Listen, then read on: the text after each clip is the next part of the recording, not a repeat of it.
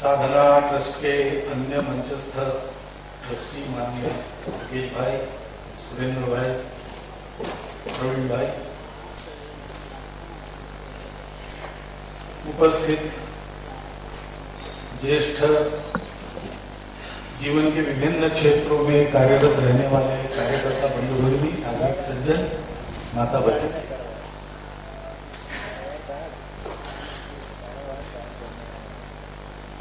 मेरा अपना एक व्यक्तिगत सुयोग अभी जीवन में चल रहा है, ऐसा लगता है। यहां आने के पहले विजयादशमी से एक दिन पूर्व से नागपुर में संघ के ऐसे पुराने प्रचारक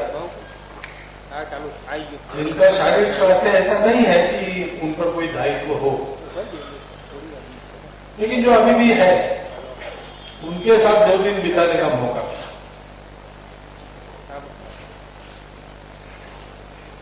और आज यहाँ पर ऐसे ही 3 गृहस्थ कार्यकर्ता जिनका जीवन इसी प्रकार संघ साधना में बीता है, उनके दर्शन करने का भाग्य मिला। तो तीनों ने यह कहा कि सरसंघ चालक जी के उपस्थित रहने से उनको गौरव लगता है, लेकिन वास्तव में ऐसे कार्यकर्ताओं की उपस्थिति में हमारा गौरव बढ़ता है।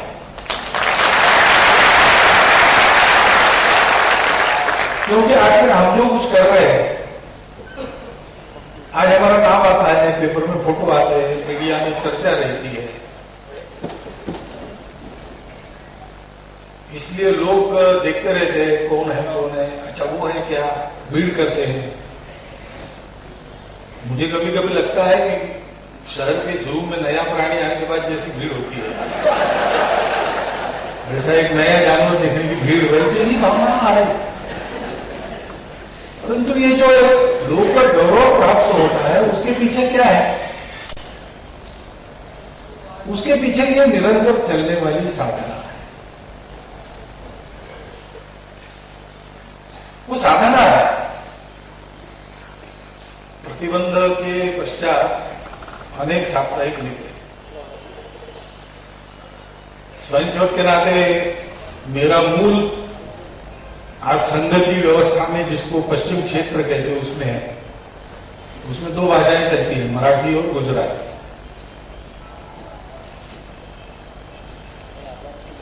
तो 2 साप्ताहिक उसमें निकले। एक का नाम है साधना, दूसरे का नाम है विवेक। और स्वर्गीय राजा बाबू ने दोनों से संबंधित थे।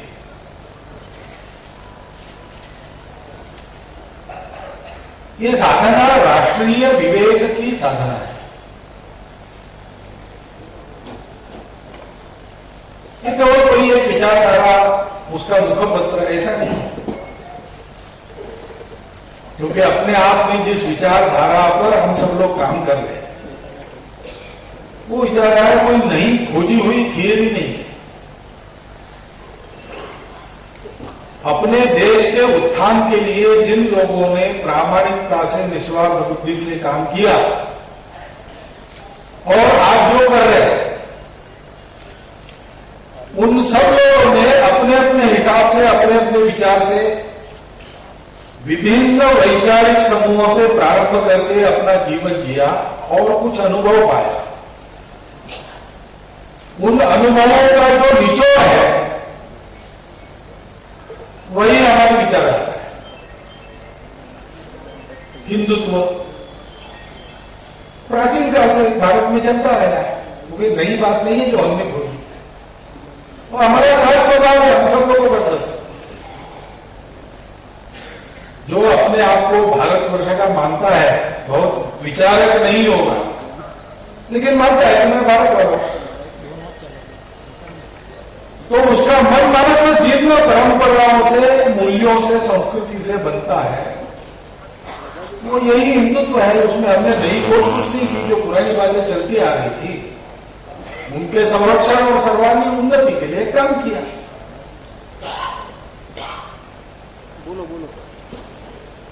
कोई भी हमारी बात जो है, वो हमारी अपनी नई बात नहीं है। हाँ, समय बदलता है, नई नई चुनौतियां आती है, तो चुनौतियों के नए उत्तर उस प्रकाश में अब देते हैं, बस इतना ही अंतर है। परंतु अभी तक जो मैंने वर्णन किया उसमें बौद्धिक प्रयास आता है, उसकी आवश्यकता है, वो होते रहना चाहिए। विचार का प्रचार प्रसार, उस विचार के प्रकाश में समसामयिक घटनाओं पर समालोचना, समसामयिक समस्याओं के निरसन के लिए कुछ उपाय देना, ये सारी बातें होती रहनी चाहिए। लेकिन ये सारी जो शब्द साधना, जिसको मुकेश भाई ने कहा, ये शब्द साधना चलती कब है? शब्दों को अर्थ का कैसे मिलता है? शब्दों को अर्थ तो मनुष्य की कृति से मिलता है। शब्द किसी न किसी कृति का वर्णन करते हैं। जिन शब्दों के पीछे कोई अर्थ नहीं, उसका कोई महत्व भी नहीं।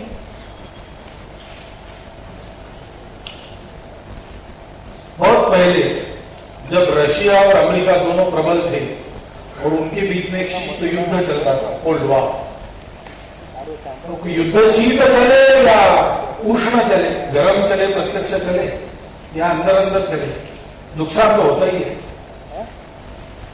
तो बहुत प्रयास चले कि युद्ध न चले, इसलिए फिर एक शिखर परिषद, इंडोनेशिया में बांडुंग नाम का शहर, वहां पर वो शिखर परिषद हुई।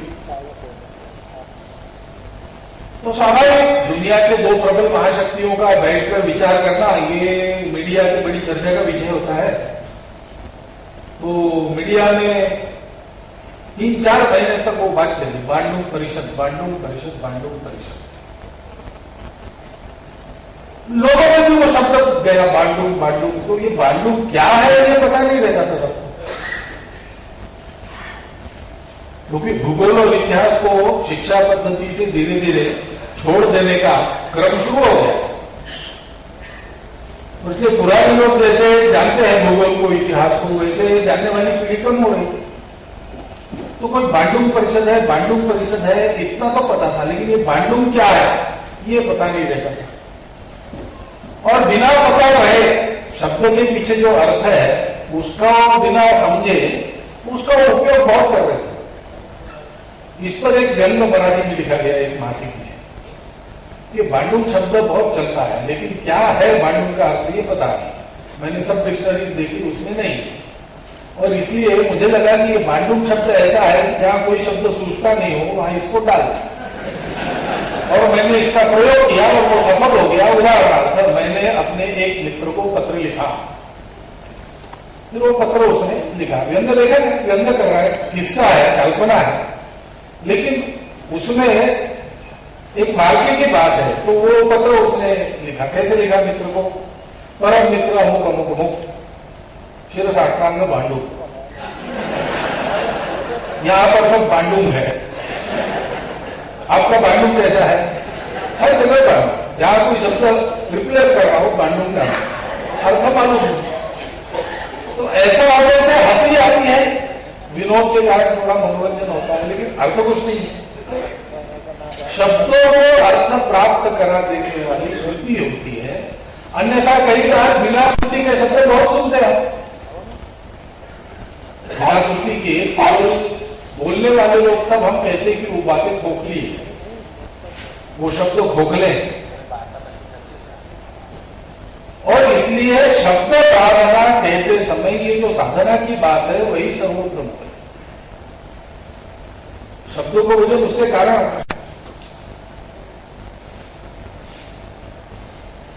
डॉक्टर हरिवार विश्राम कर रहे थे, पूजनीय गुरु जी उनके साथ प्रवास में थे, बैठे थे। डॉक्टर श्यामा प्रसाद मुखर्जी आए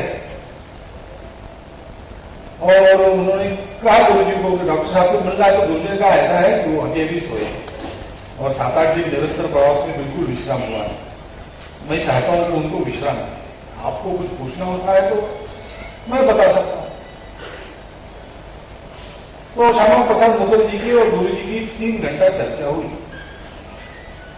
गुरु जी तो काशी हिंदू विश्वविद्यालय के ग्रंथालय में जितने सब ग्रंथ थे वो सब पढ़े हुए, सर्वत्र जिनकी प्रतिभा की गति अबाधित है, ऐसे विद्वान नहीं। तो बहुत तर्कपूर्ण और निरुत्तर करने वाले ऐसे सारे उत्तर वगैरह देने के बाद भी 3 घंटे के बाद श्यामा प्रसाद मुखर्जी ने किया कि उत्तर तो आपने दिए और मैं निरुत्तर भी हो गया, थोड़ा डॉक्टर साहब से कम 2 मिनट नमस्कार तो हो जाए। तो ये अब सारी बातें सुनकर डॉक्टर साहब ही जग गए और जग कर बाहर आए। देखिए तो श्यामा प्रसाद मुखर्जी नमस्ते हुई, कैसे आया? तो कहा नहीं, मैं राजनीति के बारे में संघ का रवैया पूछने के लिए आया। तो डॉक्टर हेडगेवार ने कहा कि देखिए, चालू राजनीति में संघ का कोई हस्तक्षेप रुचि नहीं है। तो श्यामा प्रसाद मुखर्जी ने कहा कि अब मेरा समाधान हो गया और नमस्ते करके वो चले गए। गुरु जी अपने बौद्धिक वर्ग में ये उदाहरण देते थे उनके जीवन के लिए, और वो कहते थे कि 3 घंटा मैं अच्छा निरुत्तर करने वाला विद्वान समझाता रहा और श्यामा प्रसाद मुखर्जी के पास उसका कोई उत्तर नहीं था, फिर भी उनका समाधान नहीं हुआ। और डॉक्टर साहब ने क्या बताया, जो 3 घंटा मैंने तरह तरह के उदाहरण और तर्क देकर समझाया, उन्होंने एक सरल वाक्य में बताया कि चालू राजनीति में संघ का कोई हस्तक्षेप अथवा रुचि नहीं है, तो उनका समाधान हो गया। तो मेरे मन में प्रश्न आया कि इस वाक्य में डॉक्टर साहब के कौन से ऐसे शब्द है जो तुरंत समाधान करते हैं? फिर गुरु जी कहते थे कि वो शब्द नहीं थे जो समाधान करते थे, उन शब्दों के पीछे जो तपस्वी जीवन था।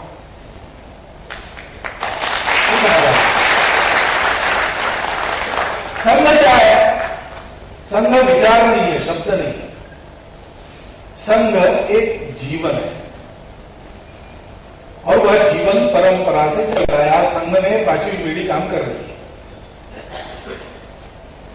लेकिन जैसा डॉक्टर हेडगेवार का संघ था वैसा संघ आज भी चल रहा है और अपने लक्ष्य को प्राप्त करने तक वैसा ही चलेगा, क्योंकि इसमें यह व्यवस्था है कि ऐसे जीवन घड़ दिए जाए।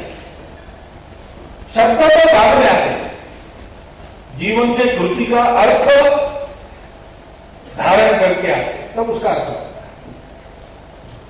पीढ़ियों से चल रहा है, हमारे यहां पहले जीवन ही खड़ा करता है। यहां बैठे अनेक लोग स्वयंसेवक है, अधिकांश स्वयंसेवक है। याद करो शाखा में कैसे है, विचार सुन के नहीं है, कार्यक्रमों के आकर्षण से, कार्यकर्ता के आकर्षण से आए। प्रथम वर्ष तो बहुत बाद में होता है संघ शिक्षा वर्ग का, जिसमें बौद्धिक और विचार सुनने को मिलते हैं। पहले तो कबड्डी खेलते हैं, एक दूसरे के घर आते जाते हैं, एक दूसरे के सुख दुख में दौड़ते हैं, समाज पर कोई संकट आया तो उसमें सेवा करने के लिए भागते, करते करते विचार साक्षात हो जाता है, बाद में उसका शब्द रूप। ऐसी साधना जिनकी हुई है उनके उदाहरण हमारे आंखों के सामने हैं। कुछ हमारे साथ काम कर रहे हैं, कुछ हमारे साथ काम करके निवृत्त हो गए। उस कृति का महत्व है, उस जीवन का महत्व। हिम्मत किससे बनती है? नहीं तो मनोरंजक, अच्छे चरित्र, अच्छे विचार बहुत है, हो भी गए लेकिन अपने सामने नहीं है। अब रामायण लोग पढ़ते हैं, महाभारत लोग पढ़ते हैं, श्री कृष्ण का चरित्र, राम का चरित्र मालूम है, लेकिन समाज की मनस्थिति कैसी है कि वो तो भगवान थे। जब वो थे तब भगवान थे कि बाद में भगवान बने, मालूम नहीं। लोगों की दृष्टि में तो इतिहास कहता है कि बाद में उनकी पूजा शुरू। जब वो थे तब तो मनुष्य ही थे। वाल्मीकि रामायण में तो राम को कई बार पूछा गया कि आप अवतार पुरुष है क्या, तो राम ने दृढ़तापूर्वक उत्तर दिया है कि मैं भगवान नहीं हूं, मैं मनुष्य हूं। उन्होंने अपने जीवन को मनुष्य के जीवन के नाते किया, लेकिन आज समाज में उनको भगवान बना के ऊपर और दूर बिठा दिया, उनकी पूजा करता है, उनका अनुकरण नहीं करता है।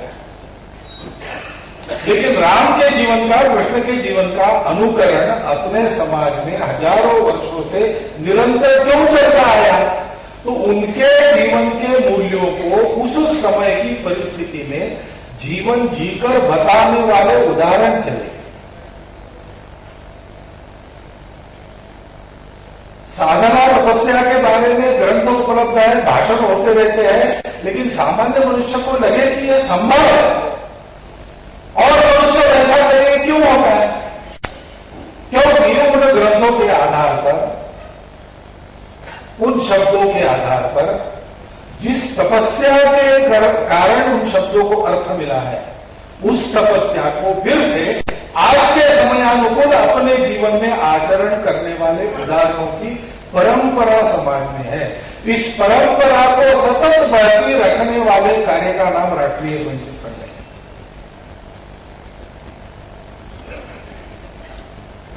साधना उस साधना का नाम है। और इसलिए मैं कहता हूं कि संयोग से नवरात्रि के समय से आज तक ये जो सतत सहयोग मुझे मिल रहा है, ये ऐसे उदाहरणों को अपने सामने देखना, ये मात्र मेरे गौरव का विषय नहीं, मेरी हिम्मत बढ़ाने वाला विषय। ये हो सकता है, ये किया है, अभी अभी पिछले पीढ़ी में हुआ है, हमारी पीढ़ी भी कर सकती है। आज भारतवर्ष के समाज में बहुत बड़ा प्रमाण युवा पीढ़ी का है। सौभाग्य से यह युवा पीढ़ी दिखने में कैसी भी हो और लोगों का उसके बारे में मत कुछ भी हो, मेरा और हमारे कार्यकर्ताओं का अनुभव कि देशभक्ति और सेवा के प्रति सर्वाधिक आकर्षण रखने वाली और जीवन झोंक कर देश के हित में, दुनिया के हित में लगने की हिम्मत रखने वाली अपनी युवा पीढ़ी है। परंतु उस युवा पीढ़ी के सामने केवल ग्रंथ होंगे, केवल कहानियां होंगी, केवल कथा पुराण होंगे तो काम नहीं होगा। कृति चाहिए, योजना है, बजट है, वेतन देकर जो करना है वो करने के लिए नौकर रखे गए, सारी व्यवस्था है, लेकिन कोई उस भाव को ग्रहण कर उसके अनुरूप उसमें कार्य करने वाला व्यक्ति केंद्र में नहीं है तो साकार नहीं होता। उत्तरांचल में इतनी बड़ी विपदा है, विपदा सभी पर थी। सर्वसमर्थ सरकार वहां है, 3 दिन कुछ कर नहीं पाई, सब साधन है। सरकार के पास क्या नहीं है? सरकार के पास सब। सरकार एक बड़ी शक्ति है, सत्ता एक बड़ी शक्ति है, उसका अच्छा उपयोग किया तो अच्छा उपयोग हो सकता है, लेकिन वहां 3 दिन कुछ नहीं हुआ। क्यों नहीं हुआ? और स्वयंसेवकों के पास क्या? स्वयंसेवकों के पास कुछ नहीं था। स्वयंसेवक स्वयं संकट में थे, लेकिन जैसे ही संकट का पता चला तब से सक्रिय हो गए और आज भी वहां सक्रिय है। किस आधार पर सक्रिय है? क्योंकि स्वयं सेवकों की आंखों के सामने जीवन है। और वहां एक डॉक्टर नित्यानंद है जिन्होंने उत्तरांचल में बहुत पहले आए हुए भूचाल के समय से वहां पर काम करके दिखाया और काम कर रहे हैं। वो भी ऐसे ही अति वयस्क हो गए, हाथ में हिलते नहीं, पकड़ के चलाना पड़ा। फिर भी वहां पर मैं गया था तो वहां कार्यक्रम में उपस्थित रहना, इसलिए मैदान से चढ़कर आए, घंटों की रास्तों की जोखिम भरी यात्रा करके आए। ये जो तड़प है, ये तड़प केवल शब्दों में नहीं है, ये तड़प जीवन में दिखती है। कार्य कैसे करना चाहिए इसका तंत्र जो है, वो तंत्र केवल पुस्तकों में नहीं है, उसका आचरण दिखता है।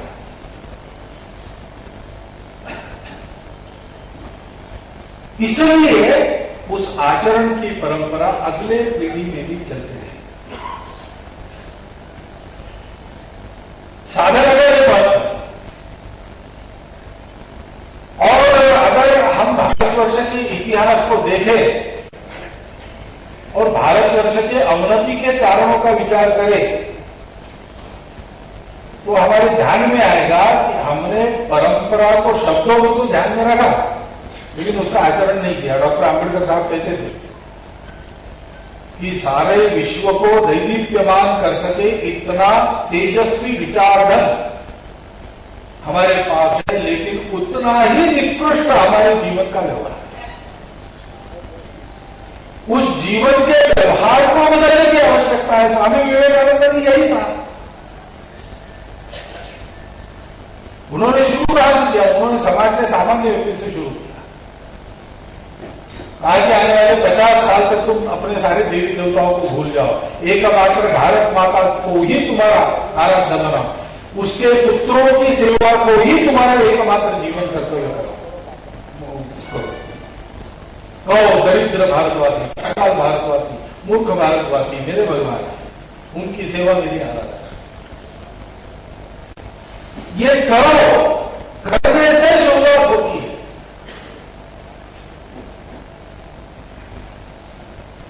संघ चला 1925 में, साधना का प्रारंभ 1955 में हुआ। शब्द बाद में आए, साधना पहले से थी, उसका अर्थ लेकर शब्द अब अपने पास आ रहे हैं। और वो अर्थ और शब्दों से अगर मोहित होकर कोई आया देखने के लिए, तो उसको शब्द का अर्थ प्रत्यक्ष जीवन में यहां देखने को,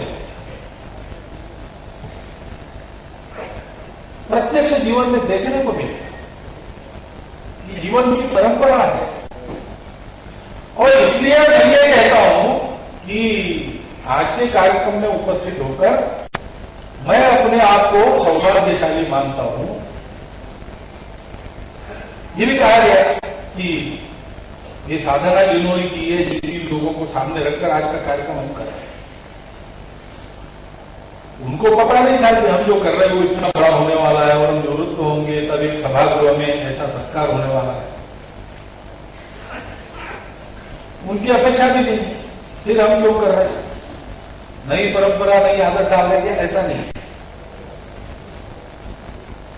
ये सम्मान के बजाय मैं कहता हूं कि ये हमारा कृतज्ञता यापन है।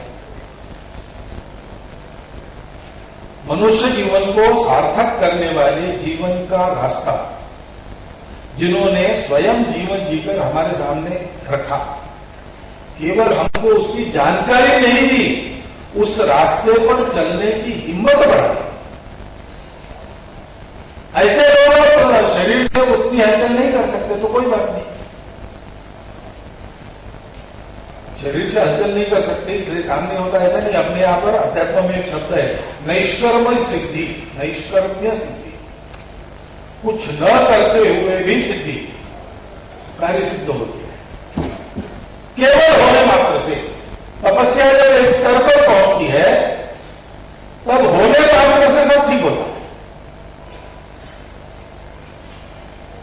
एक तो इसका आनंद है कि तपस्या करके हमारे तीन बंधु ऐसे नैष्कर्म्य सिद्धि की अवस्था में पहुंच गए, और उस सिद्धि तक पहुंचने का रास्ता उन्होंने चलकर हमारी हिम्मत बढ़ाई है, हम भी उस पर चलेंगे। इसलिए उनके प्रति कृतज्ञता यापन करना है। और यहां रुकना नहीं, और एक बात करनी है कि हम सब लोगों के तरफ से उनको आश्वस्त करना है कि आप जिस राह को चलकर वहां पर पहुंचे हो, आपके पीछे वो राह धुंधली नहीं पड़ेगी, उस पर सैकड़ों, हजारों, लाखों, करोड़ों चरण चलते हैं।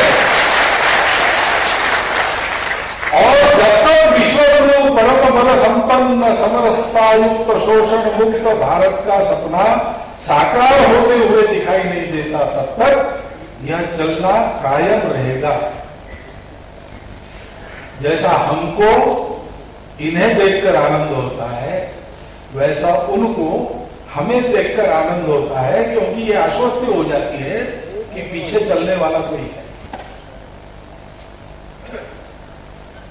हमारे ज्येष्ठों के प्रति कृतज्ञता व्यक्त करते हुए हम लोगों को उनको आश्वस्त करना पड़ेगा कि हम आपके पीछे वैसा ही चलेंगे जैसा आप चलेंगे।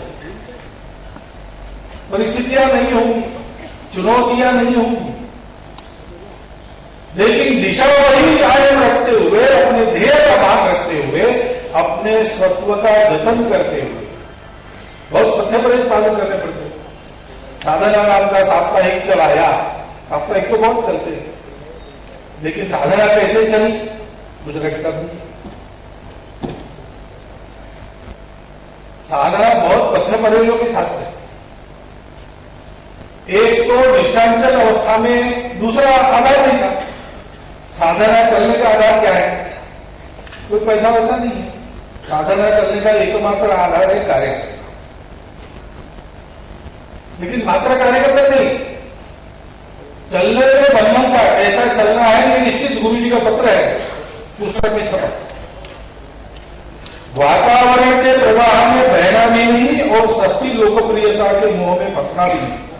संतुलित होकर किसी व्यक्ति की अंगत दोषारोपण या अनादर हो जाए, ऐसा लेख में नहीं आना चाहिए। इन सर्व पथ्यों का पालन करते हुए आपका साप्ताहिक उत्कृष्ट मार्गदर्शक होकर उन्नति को प्राप्त करें। ये गुरु जी ने संदेश भेजा। धर्म के पक्ष पर चलने वालों को बहुत नियम कानून रहते हैं, अधर्म वालों को नहीं रहते। दुर्योधन दुशासन कुछ भी कपट करे तो कर नहीं होते, वो तो ऐसे ही है। जाना भी धर्म नचमे प्रवृत्ति, जाना भी अधर्मम नचमे निवृत्ति। धर्म उनको भी पता है लेकिन उधर उनकी प्रवृत्ति नहीं है, अधर्म भी पता है लेकिन उससे निवृत्त नहीं होते। तो लोग मानकर चलते हैं। राक्षस क्या करेगा? राक्षस तो अत्याचार करेगा, लेकिन उससे दुनिया को मुक्त कराने वाले जो लोग चलते हैं उनको नियम कानून होते हैं। युधिष्ठिर ने धर्म की विजय के लिए थोड़ा सा झूठ बोला तो रथ धरती पर आ गया। अब इन सब पद्धतियों का पालन करके साधना को चलाना है। कोई हिम्मत नहीं करता, संघ वाले केवल हिम्मत करते हैं। कई बार एक विशेष संपर्क योजना चाहिए तो बड़े बड़े लोगों को मिलने के लिए जाते हैं। एक बार ऐसे बहुत धनाढ्य व्यापारियों के 5-7 के समूह से मिलना था। हमारे कार्यकर्ता गए उनके पास कि आने वाले मिलने के लिए, तो उन्होंने कहा कि देखिए जी वो जो देना था तो वो तो हमने दे दिया, अब और क्या देना है? नहीं, वो लेने के लिए नहीं आ रहे। बोले क्यों आ रहे हैं? ऐसे ही है। उनका विश्वास नहीं हुआ, लेकिन हुई, भेंट हो गई और पूरे 1.5 घंटा 2 घंटा बातचीत हुई, लेकिन एक पैसा नहीं मांगा। तो उनको आश्चर्य लगा। एक तो सज्जन, विश्व के अब्जावधी लोगों में जिनका नाम है, उनको मिलने के लिए गया तो जब से उनको पता चला तब से वो सोचने लगे कि आगे क्या मांगेंगे। और फिर बातचीत शुरू हुई तब वो पता लगाने लगे कि क्या चाहिए इनको, क्या चाहिए उनको। कोई सुराग नहीं मिला। नहीं मिला तो अंत में उन्होंने विषय निकाला दूसरे प्रश्न कि आप लोग बहुत सेवा कार्य करते हो, वो उसका फंडिंग कैसे चलता है, ऐसा उन्होंने पूछा। फंडिंग की योजना क्या करते हो? मैंने कहा फंडिंग की योजना हम करते ही नहीं, हम काम शुरू कर देते हैं और हमारा अनुभव ऐसा है कि काम हमारा अच्छा है, हम प्रामाणिकता से कर रहे हैं तो समाज किसी बात की कमी नहीं पड़ने देता, इसलिए उसकी कोई योजना हमारी नहीं। अब इतना सब होने के बाद भी ये चाहिए ऐसा कहा नहीं, इसलिए सामने से उन्होंने ही पूछ लिया, अच्छा हमसे अपेक्षा क्या है, ऐसा उन्होंने पूछ लिया। तो हमने उनको कहा कि आप भी अच्छा काम करते हैं वो आप चालू रखिए और अगर आपको उसमें कुछ सहयोग चाहिए तो हमको बुलाइए।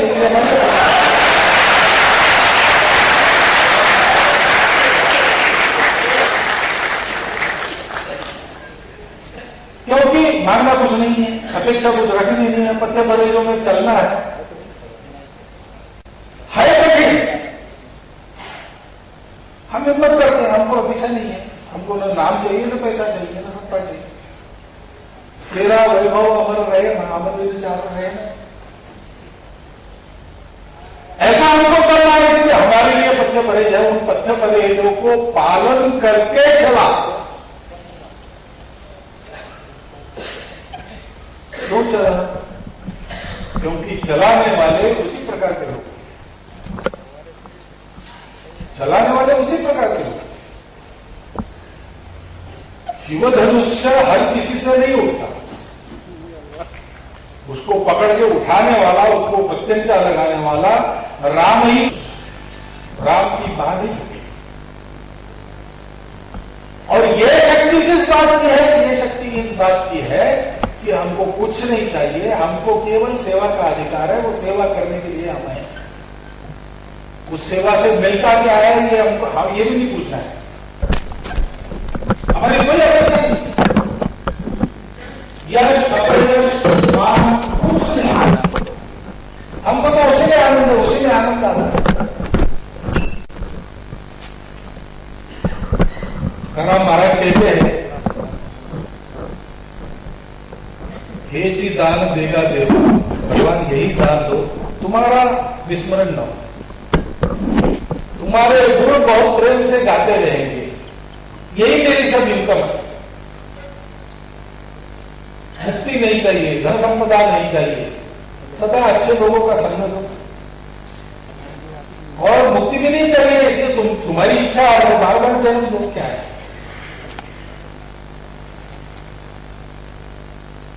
ऐसा निरलस निरपेक्ष होकर अपना समाज है, अपना देश है, अपने लोग हैं, उनके प्रति जो सात्विक प्रेम अपने हृदय में है उसको अपने हृदय में परिपूर्ण करते हुए और छलकाकर उसको दूसरों को बांटते हुए सतत उनकी सेवा करते रहना, इस इच्छा से मात्र अपने जीवन को जिन्होंने बांटा है। ये शब्द अगर अचानक मैं कह दूंगा किसी के सामने या आपके भी सामने, तो लोग कहेंगे अरे भैया ऐसे लोग होते हैं क्या, ऐसे लोग होते हैं। अभी 3-4 दिन पहले पत्रकार ने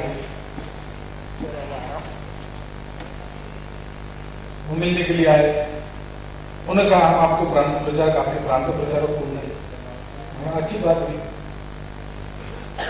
उन्होंने कहा कि एकदम सीधे साधे सरल आदमी है, उन्होंने ऐसे ही देखा हमको नहीं, लेकिन इतना अनुभव है, 16,000 गांवों से सीधा संपर्क है, कितना बड़ा डाटा उनके पास है, और इसलिए उनके निष्कर्ष कितने अचूक रहते हैं, और ये किसी को मालूम ही नहीं, मालूम नहीं है। किसी को मालूम हो इसलिए वो थोड़ी ऐसा करते हैं। आप लोगों का काम है कि ऊपर ऊपर बातों को लेकर बिगाड़ना, इसके बजाय जरा देखो, इस जीवन को देखो, जानकारी लो, कैसे कैसे परिश्रम कर रहे लोग देखो, ऐसा करने के बाद भी कैसे निरपेक्ष है ये देखो, तब तो आपको समझ में आएगा, ऐसे नहीं समझ में। यह साधना है और वह साधना चली है सब पथ्य परहेजों का पालन करके, सब प्रकार की विपरीत परीक्षाओं के बावजूद साधना चल रही है, बढ़ रही। इन तपस्वियों के बलबूते चल रही और उसको करना है। जीवन में धूप छाव का खेल निरंतर चलते रहता है और अच्छे लोगों की सबसे ज्यादा परीक्षा होती है और सबसे कड़ी परीक्षा होती है,